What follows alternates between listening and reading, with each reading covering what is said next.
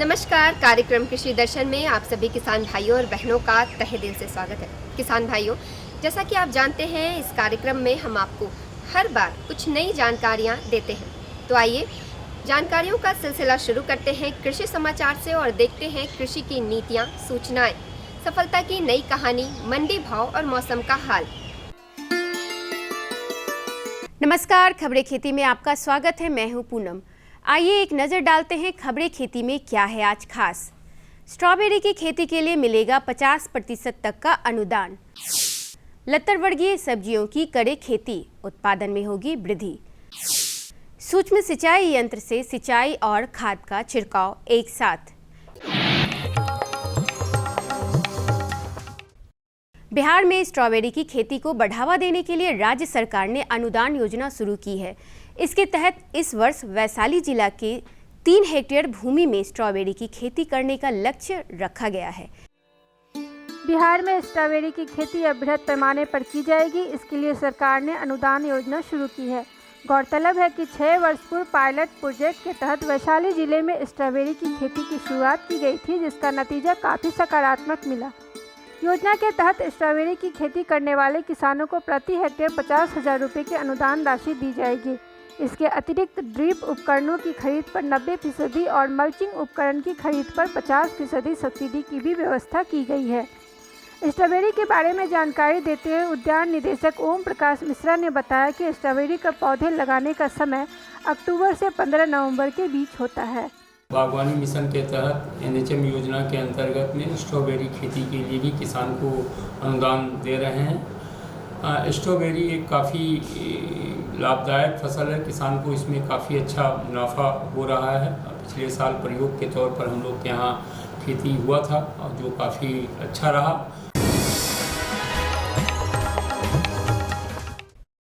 खेतों में लगातार बढ़ते रासायनिक कीटनाशकों और खाद के उपयोग से खेतिहर जमीन से लेकर स्वास्थ्य पर भी काफ़ी बुरा असर पड़ रहा है।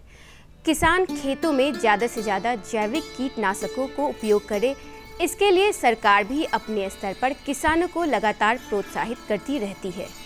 इसी कड़ी में कृषि विशेषज्ञ किसानों को नीम के पत्ते, नीम की खल्ली और निम्बोली के इस्तेमाल कीटनाशकों को बनाकर खेतों में उसका प्रयोग करने का सलाह देते हैं। ऐसा करने से फसल में लगने वाले तमाम तरह के कीड़े खत्म हो जाते हैं और फसल को किसी तरह की बीमारी नहीं लगती। साथ ही फसलों की पैदावार भी कई गुना बढ़ जाती है। नीम का उपयोग आप बरसों पहले से आप करते आ रहे हैं, पुनः उसको करने की आवश्यकता है। नीम एक ऐसा पेस्टिसाइड है जिसको कि सबसे श्रेष्ठ पेस्टिसाइड, बायोपेस्टिसाइड माना गया है। आप नीम के पत्ते को, नीम की जो निवोरी होती है, उसको आप बायोपेस्टिसाइड के रूप में यूज कर सकते हैं। प्रकृति ने हमें उपहार के रूप में विभिन्न प्रकार की मिट्टियाँ, जलवायु और मौसम प्रदान किया है, जिससे विश्व में पैदा होने वाले सभी प्रकार की सब्जियों की यहाँ उपजती है। लेकिन उनमें लतर वर्गीय सब्जियों का विशेष महत्व है, क्योंकि इन्हें उगाना बेहद ही सरल और आसान है। लत्तर वाली सब्जियों की कृषि प्रणाली बेहद ही सरल और आसान है। किसान भाई इसकी खेती सालों भर कर सकते हैं। लत्तर वर्गीय सब्जियों का प्रति हेक्टेयर बीज दर काफ़ी कम है, जिससे उत्पादन में लागत खर्च भी कम आता है। सबसे ज़रूरी है लत्तर वाली सब्जियों को सहारा देना। इसके लिए बांस गाड़कर मचान बना दें। सहारा मिलने से लत्तर वाली सब्जियों में वृद्धि अच्छी होती है एवं फल भी अधिक लगते हैं। इसके अलावा पौधों को धूप और हवा भी अच्छी तरह से मिलती है, जिससे इसमें कीड़े मकोड़े एवं रोगों का प्रकोप भी कम होता है। किसान भाइयों, मौसमी पोषक आहार के लिए महत्वपूर्ण फल है। मौसमी की खेती के लिए सर्दी और गर्मी दोनों ही मौसम अनुकूल है। बाजार में मौसमी की मांग भी तेजी से बढ़ती जा रही है, इसीलिए इसकी खेती मुनाफा का एक बेहतरीन जरिया हो सकता है। लेकिन इसके लिए आपको मौसमी के उन्नत प्रभेदों का ही इस्तेमाल करना होगा। जाफा, सतगुड़ी, कैलिसेनिया, न्यू सेलर आदि मौसमी के उन्नत प्रभेद माने जाते हैं।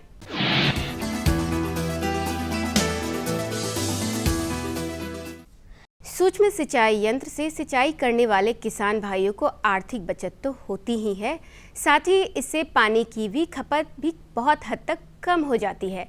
इस यंत्र के माध्यम से बूंद बूंद से फसल एवं पौधों की सिंचाई की जाती है। यंत्र में पंप सेट के साथ एक अलग से मशीन लगा होता है, जिसमें उर्वरक एवं दवा का घोल बनाकर डाल देने से पानी के साथ साथ उर्वरक एवं दवा दोनों फसल और पौधे में चला जाता है। सूक्ष्म सिंचाई यंत्र पर सरकार की तरफ से 90% तक का अनुदान भी दिया जाता है।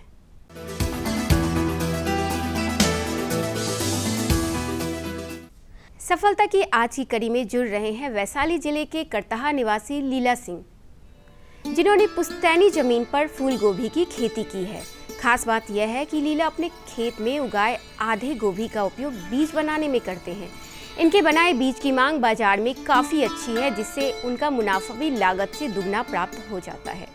गोभी लगा करके बीज तैयार किए हैं, इसके बाद अब गिराए हैं, पौधा गिराए हैं, बनाए हैं, बना करके खेत में डाले हुए हैं। 1 इंची के भिया हुआ है और इसके बाद हम इसको क्या करेंगे कि अपने खेत में फिर लगाएंगे, 4-5 एकड़ में लगाएंगे। आइए अब एक नज़र डालते हैं मंडी भाव पर। आइए एक नज़र डालते हैं राजधानी पटना के सब्जी मंडी में और जानते हैं हरी सब्जियों के ताज़ा भाव।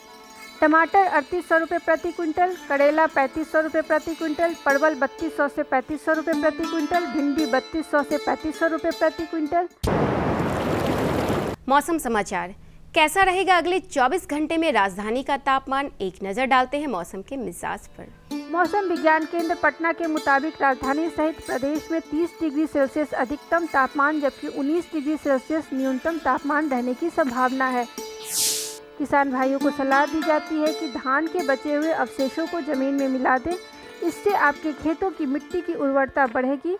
धान के अवशेषों को सड़ाने के लिए आप पुसा डिकम्पोजर के 4 कैप्सूल प्रति हेक्टेयर की दर से भी उपयोग में ला सकते हैं। तो किसान भाइयों, इसी के साथ अब वक्त हो चला है एक छोटे से विराम का। विराम के बाद हम जल्द लौटेंगे, आप बने रहें हमारे साथ। अरे भाई, सुना नहीं क्या? केसीसी ने किसानों का जिंदगी बदल दिया है। देश के छोटे किसान 1,60,000 रुपये तक का कर्ज बिना किसी गारंटी को ले पाएंगे। ब्याज खोरों से भी पीछा छुटा। मैं तो जैविक खेती का पूरा सामान मंगा लिया, केसीसी का भी कोई दबाव नहीं है। ब्याज चुकाने के लिए पूरा 1 साल मिलता है। समय पर भुगतान करने पर केवल 4% के सालाना ब्याज पे लोन मिल गया मुझे। अपना आधार कार्ड, लेटेस्ट फोटो और जमीन के कागजात लेके अप्लाई करो बस। और नामांकन भरने के लिए जेब भी ढीली नहीं करनी पड़ी।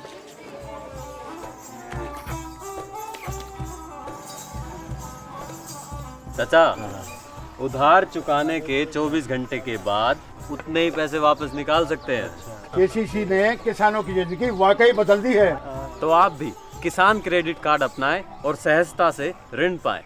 विराम के बाद आपका एक बार फिर से स्वागत है।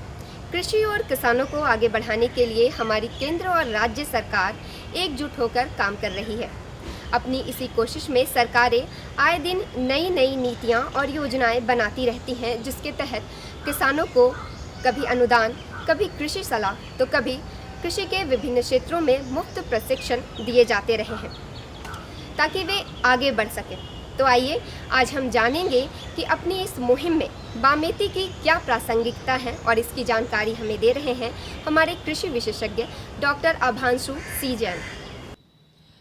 नमस्कार, कृषि दर्शन देख रहे हैं आप सभी दर्शकों का मैं रूपम त्रिविक्रम बामेती के इस सभा स्थल से हार्दिक अभिनंदन करती हूँ। और बामेती की बात चली है तो बिल्कुल बिहार कृषि प्रबंधन एवं प्रसार प्रशिक्षण संस्थान बामेती का बहुत बड़ा योगदान हमारे कृषकों के जीवन में रहता है। कृषि को कैसे बढ़ावा दिया जाए, क्या क्या प्रशिक्षण की आवश्यकताएं होती है हमारे कृषक बंधुओं को, और किस तरीके से केंद्र एवं राज्य सरकार द्वारा जो कृषकों के लिए अनुदान चलाया जा रहा है उन तक पहुंचाया जाता है। ऐसे बहुत सारे विषय जो लगातार आपके मन में उठता होगा कि बामेती की उपयोगिता क्या है, क्या क्या प्रशिक्षण दिया जाता है बामेती के द्वारा। इस विषय पर बातचीत करने के लिए हमारे साथ जुड़ चुके हैं बामेती के निदेशक श्री आभांशु सी जैन जी। बहुत बहुत स्वागत है आपका हमारे कार्यक्रम में।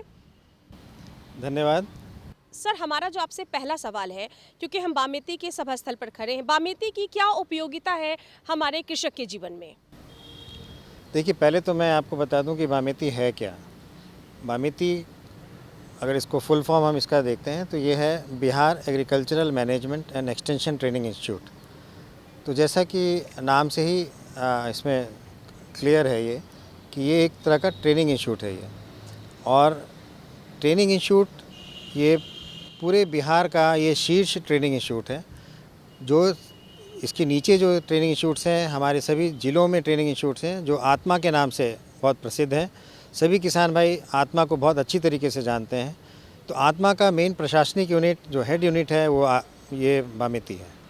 और बामेती क्या कर रहा है इसके संबंध में मैं आपको जानकारी दूं कि बामेती क्या कर रहा है। बामेती, जैसा मैंने बताया, ये शीर्ष ट्रेनिंग इंस्टीट्यूट है और यहाँ पे हर तरह की ट्रेनिंग हम लोग देते हैं। जो भी कृषि से संबंधित जितनी भी तरह की ट्रेनिंग है, कृषि और कृषि से संबद्ध, मतलब कृषि से संबद्ध मतलब इसमें हम फिशरीज़, गोट्री, पोल्ट्री, इस तरह की सारी ट्रेनिंग्स हम लोग बामेती परिसर से किसानों को देते हैं, अपने पदाधिकारियों को देते हैं। हमारे प्रखंड स्तर के पदाधिकारी, हमारे पंचायत स्तर के पदाधिकारी, सभी लोग यहाँ पर आकर ट्रेनिंग प्राप्त करते हैं और उनका हम क्षमता संवर्धन यहाँ करते हैं। कि ना सिर्फ कृषकों का बल्कि ट्रेनर्स का भी क्षमता वर्धन किया जाता है। अब सवाल ये उठता है, क्षमता वर्धन की बात उठी है तो वैज्ञानिक खेती की मांग लगातार बढ़ती चली जा रही है, तो बामेती इसमें कैसे अपनी भूमिका निभा रहा है? तो जितनी खेती है हमारी वैज्ञानिक ही खेती है। अगर हम नेचुरल फार्मिंग की ओर भी जाते हैं तो उसको भी वैज्ञानिक ढंग से ही अब हम कर रहे हैं। तो इसलिए जितनी भी खेती है वो सब वैज्ञानिक खेती ही है। और जो भी ट्रेनिंग हम दे रहे हैं वो विशेषज्ञों के माध्यम से, जो भी हमारे विशेषज्ञ हैं, जहाँ से भी, पूरे भारत से भी हमें कहीं से भी अगर वैज्ञानिक विशेषज्ञ लाना होता है तो हम वो लेके आते हैं यहाँ पर। उनको रिसोर्स पर्सन की तरह हम प्रयोग करते हैं यहाँ पर, और उनको हम ट्रेनिंग अपने किसानों को, अपने पदाधिकारियों को क्षमता संवर्धन के लिए यहाँ पे देते हैं। बामेती में जो हमारे बामेती का जो अपना भविष्य है वो लगातार संवर्धन, कृषि के क्षेत्र में लोगों को संवर्धन कर रहा है। इसके अलावा किसानों के लिए क्या क्या योजनाएं लाई जा रही है सरकार द्वारा जिसे आप संप्रेषित करते हैं? किसानों के लिए दिन प्रतिदिन हम लोग कार्यरत हैं, तत्पर हैं कि किसान अधिक से अधिक हमारे वैज्ञानिक खेती को अपनाएं, और इसी पे हम लोग सारा हमारा केंद्र, सारा विभाग, मुख्य जो हमारा काम है वो किसानों तक पहुंचना और किसानों को प्रशिक्षित करना, ताकि जो तकनीक वो अपना रहे हैं, हम ये नहीं कहते हैं कि आप अपनी तकनीक छोड़ दीजिए, हम कहते हैं उसी तकनीक को आप वैज्ञानिक तरीके से कीजिए, ताकि जो आप कर रहे हैं, आपका जो खेत है उसमें आपकी लागत कम आ जाए और आपका उत्पादन अधिक हो और आपको मुनाफा अधिक से अधिक हो। बहुत अच्छी जानकारी आप दे रहे हैं कि किसानों की आय बढ़े, क्योंकि हमारी जो अपनी जनसंख्या वो भी लगातार बढ़ती चली जा रही है और भूमि, जो हमारी कृषि योग्य भूमि, वो भी काफ़ी कम होती चली जा रही है शहरीकरण के इस दौर में। तो सभी के सामने एक समस्या तो रहती है कि कृषि अधिक से अधिक कैसे उत्पादन हो और हमारे किसान भाइयों के साथ साथ देश और दुनिया का पेट भरे। बहुत अच्छी जानकारी दे रहे हैं, लेकिन एक सवाल जो मेरे मन में है कि तकनीक के इस्तेमाल के विषय में आपने बात किया, तो तकनीक के इस्तेमाल में, और जो कि हम लगातार बात भी करते रहते हैं पराली के विषय में, तो आप हमारे किसानों को क्या संदेश देंगे? देखिए, तकनीक और पराली ये दो चीज़ें हैं। तकनीक तो हरदम है, और तकनीक जो भी होता है वो साइंटिफिक बैकग्राउंड के साथ, पूरे वैलिडेशन के साथ उन तकनीकों को हम लोग किसानों के साथ लेके जाते हैं।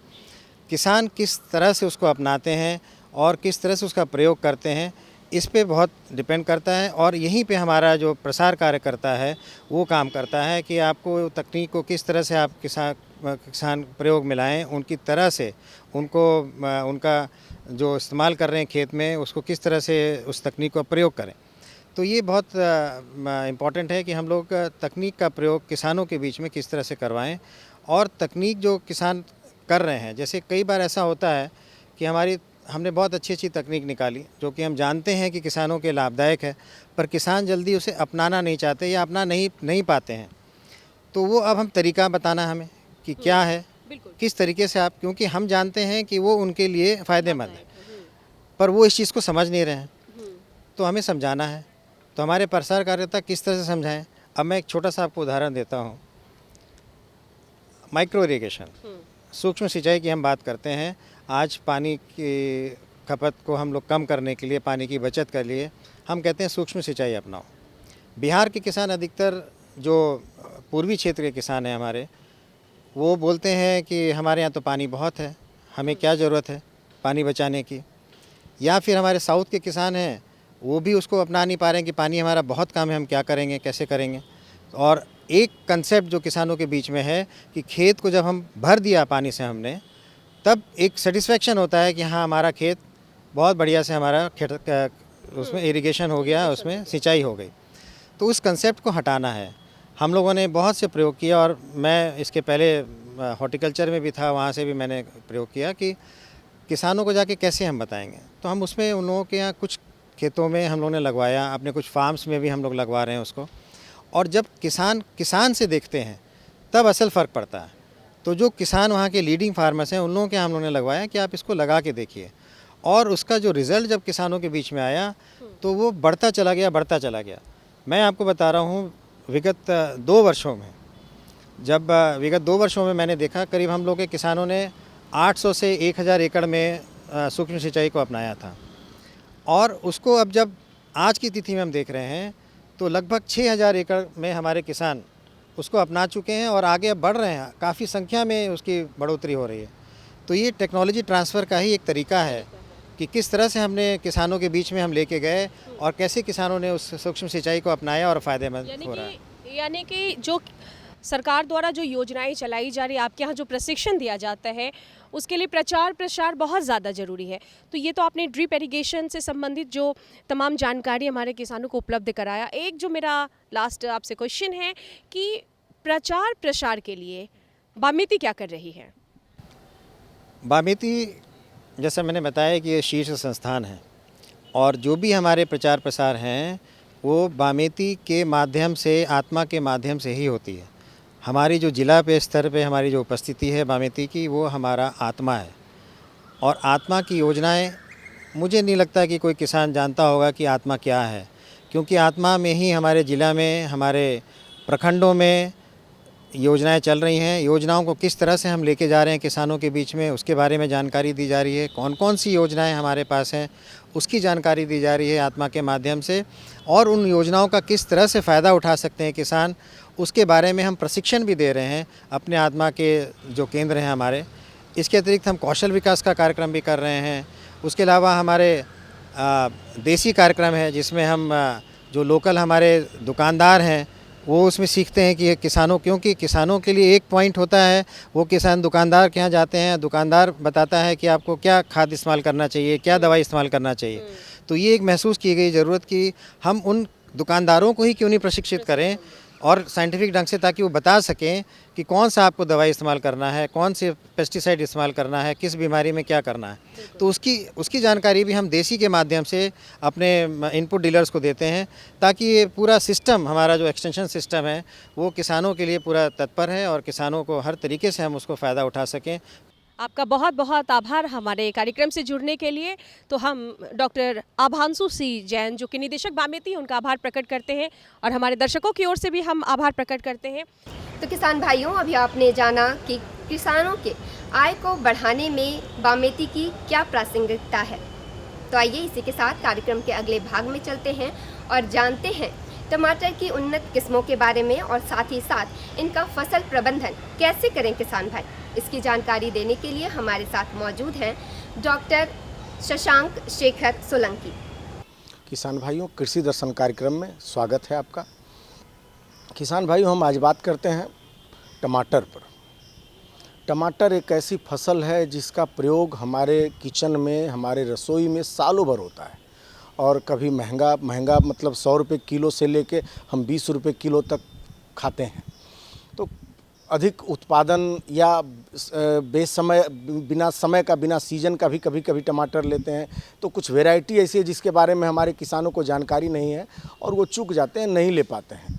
तो किस टमाटर के कौन कौन से नस्ल हैं, क्या उसके तरीके हैं, क्या फ़ायदे हैं, इस विषय पर बात करने के लिए हमारे साथ उद्यान वैज्ञानिक डॉक्टर शशांक शेखर सोलंकी हैं। डॉक्टर साहब, आपका हमारे कार्यक्रम में स्वागत है। नमस्कार किसान भाइयों। सर, सबसे पहले टमाटर से संबंधित हम ये सवाल हमारा एक है कि टमाटर के फ़ायदे क्या हैं, खास करके हमारे बिहार में इसकी क्या संभावनाएं हैं? जहाँ तक टमाटर की बात है तो आलू और प्याज के पास सबसे ज़्यादा उपयोग होने वाला सब्जी है ये, और बिहार जो टमाटर के लिए एक अच्छा क्षेत्र है जहाँ पे टमाटर की बहुत अच्छी खेती की जा सकती है। हालांकि बिहार का जो अगर बात करें भारत में तो ये 10वां स्थान पे आता है, पहले स्थान पे आंध्र प्रदेश और मध्य प्रदेश आते हैं। और टमाटर जो कि बहुत से पोषक तत्वों से भरा हुआ है, इसका जो लाल रंग है वो लाइकोपीन के कारण होता है। लाइकोपीन एक एंटीऑक्सीडेंट है और साथ में ये कैंसर के प्रति प्रतिरक्षा भी प्रदान करता है हमारे शरीर में, और इसमें विटामिन सी भी बहुत ज़्यादा, अभी कोरोना में हम लोगों को बताया गया था कि विटामिन सी खाने से आपके अंदर इम्यूनिटी बढ़ती है, तो उस तरह से टमाटर वहाँ पे इसमें कैल्शियम, फास्फोरस और भी बहुत से पोषक तत्व पाए जाते हैं। हमारे स्वास्थ्य के लिए अगर कहा जाए तो ये बहुत ही उपयोगी सब्जी है और सब्जी फल है, जिसे हम खा के अपनी इम्यूनिटी साथ में अपने स्वास्थ्य को अच्छा कर सकते हैं। और बिहार में टमाटर की जो खेती की जाती है वो मुख्यतः 2 ऋतुओं में की जाती है। पहला हम लोग करते हैं, जो इसकी मुख्य फसल है वो रबी में लेते हैं, जिसकी कि जो बीज की बिजाई है वो सितंबर माह में करते हैं और अक्टूबर में 1 महीने बाद लगभग इसकी हम पौधरोपण इसका करते हैं। और एक दूसरी फसल ली जाती है जो खरीफ में ली जाती है। इसमें खरीफ में जो फसल इसकी लेते हैं उसमें समस्या आती है कि उसमें टोमेटो लीफ कर्ल वायरस एक जो रोग है और कुछ फ्रूट बोरर है, इन सब का आक्रमण बढ़ जाता है। साथ में टमाटर की कुछ किस्में ऐसी भी हैं जिसे हम गर्मी में उपजा सकते हैं, जैसे पूसा हाइब्रिड 1 करके किस्म है जो कि ग्रीष्मकाल, जिसको हम फरवरी में जिसकी खेती कर सकते हैं, फरवरी में इसकी बुआई कर सकते हैं। और इसके अतिरिक्त टमाटर की, ये तो मैंने बताया जो ओपन फील्ड में बाहर में हम खेती करते हैं, साथ में कुछ टमाटर की किस्में हैं जिनको पॉली हाउस में भी हम लगा सकते हैं और इनकी वर्ष भर खेती की जा सकती है। पॉली हाउस में जो टमाटर लगाया जाता है उसकी ये प्रवृत्ति होती है कि वो इनडिटर्मिनेट, मतलब उसकी जो वृद्धि है वो लगातार होती जाती है, जबकि बाहर खेत में जो हम टमाटर लगाते हैं वो सीमित वृद्धि का लगाते हैं। तो किसान भाइयों को ये ज़रूर ध्यान देना है कि जब भी पॉली हाउस में टमाटर की किस्म का चयन करेंगे तो वो असीमित बढ़वार वाली करेंगे, तथा बाहर में अगर टमाटर की खेती करनी है तो सीमित बढ़वार वाली करेंगे। साथ में किस मौसम में लगाना है उसके अनुरूप हम किस्मों का चुनाव करेंगे। किस पर्पज़ के लिए लगाना है, जैसे प्रोसेसिंग के लिए लगाना है, उससे सॉस बनाना है, केचप बनाना है, तो उसके लिए अलग किस्में हैं, उनका चुनाव करेंगे। साथ में कौन कौन से रोग आते हैं, विकार आते हैं उस पर्टिकुलर उस क्षेत्र विशेष में, तो इसका ध्यान रख के हमको किस्मों का चुनाव करना है। जी, बिहार के लिए कौन सा किस्म, जैसे अगर बिहार की हम बात करें तो कई मैदानी क्षेत्र में भी होता है, या जो पहाड़ी क्षेत्र है, कुछ क्षेत्र है जो पहाड़ी है, तो उसमें किस्म का कुछ अंतर पड़ता है, या हम बिहार के जलवायु के अनुसार उसका किस्म का चयन कर सकते हैं, और कौन सी किस्म लगाएं उसमें? जहाँ तक बिहार की बात है तो बिहार में ज़्यादातर जो क्षेत्र आते हैं वो प्लेन्स ही हैं, तो इस दिशा में बिहार के लिए कुछ किस्मों का विकास किया गया है जो यहाँ पे अच्छी उत्पादन देती हैं। इसके लिए भारतीय सब्जी अनुसंधान संस्थान ने कुछ किस्मों का विकास किया है, जैसे काशी अमन है, काशी चमन है। इसके अलावा जो बेंगलोर में अनुसंधान इस पे किया गया है Indian institute of horticulture research के द्वारा, तो उन्होंने भी इसकी कुछ किस्में निकाली हैं, जैसे अर्का विशेष करके वैरायटी है, और एक वैरायटी उन्होंने निकाला है अर्का अभेद। अर्का अभेद की ये खूबी है कि वो उसमें मल्टीपल डिजीज़ रेसिस्टेंट है, जो कि टोमेटो लीफ कर्ल वायरस जो टमाटर की सबसे प्रमुख समस्या है, उसके अलावा बैक्टीरियल विल्ट, अर्ली ब्लाइट और लेट ब्लाइट, ये चारों जो है टमाटर की सबसे प्रमुख समस्याएं हैं। इनके प्रति इसमें रोगरोधी जीन है, और साथ में इसकी जो उत्पादन क्षमता है वो लगभग 70 से 80 टन प्रति हेक्टेयर तक है।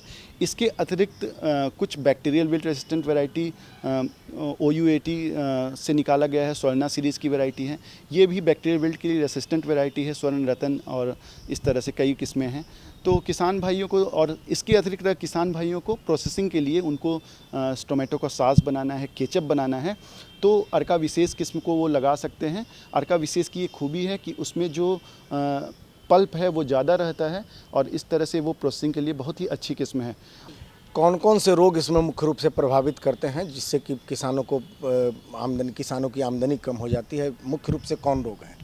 टोमेटो लीफ कर्ल वायरस या टमाटर में जो गुलचा रोग है, इसमें क्या होता है कि ये रोग मुख्यतः जब भी तापमान ज़्यादा होगा, वायुमंडल में ह्यूमिडिटी ज़्यादा होगी, तो एक कीट है सफ़ेद मक्खी के द्वारा ये जो रोगी पौधा है उससे ये स्वस्थ पौधों तक इसको पहुंचाया जाता है। और इसमें क्या समस्या आती है कि जो पौधे हैं उसकी पत्तियां मुड़ जाती हैं, पौधे की बढ़वार रुक जाती है, तथा पौधों में अगर फूल आते हैं तो वो झड़ जाते हैं, फल जो है वो डिफार्म हो जाता है और बहुत ही अर्ली स्टेज पे फल गिर जाते हैं। तो इसके लिए हम विषाणु से, जब भी विषाणु रोग आते हैं तो हम सलाह देते हैं किसान भाइयों को कि जैसे जिस पौधे में इसके लक्षण दिखाई दें उस पौधे को तुरंत नष्ट कर देना चाहिए। साथ में हम कीटनाशक का इस्तेमाल करेंगे क्योंकि कीट के द्वारा ही इसका प्रसारण हो रहा है। तो सफ़ेद मक्खी के लिए इमिडाक्लोपिड एक दवा है जिसका 1 ml मात्रा 3 लीटर पानी में इसका घोल बनाकर 10 से 15 दिनों के अंतराल पर अगर पौध पे इसका छिड़काव करें तो निश्चित तौर पर बहुत ही फ़ायदा होता है। शशांक जी, अब कुछ बचा ही नहीं जो आपसे सवाल किया जाए। आपने इतनी अच्छी जानकारी दी, इसके लिए विशेष रूप से आपको बहुत बहुत धन्यवाद हम अपनी पूरी टीम की ओर से देते हैं। तो किसान भाइयों, आज की कड़ी में हमने आपको खेती बाड़ी से जुड़ी कुछ नवीनतम जानकारियाँ दी। उम्मीद है ये जानकारियाँ आपके लिए लाभकारी रही होंगी। तो आज की कड़ी में बस इतना ही। अगले अंक में ऐसी ही कुछ और जानकारियाँ लेकर हम फिर से हाजिर होंगे। तब तक के लिए मुझे और कृषि दर्शन की पूरी टीम को दीजिए इजाज़त। नमस्कार।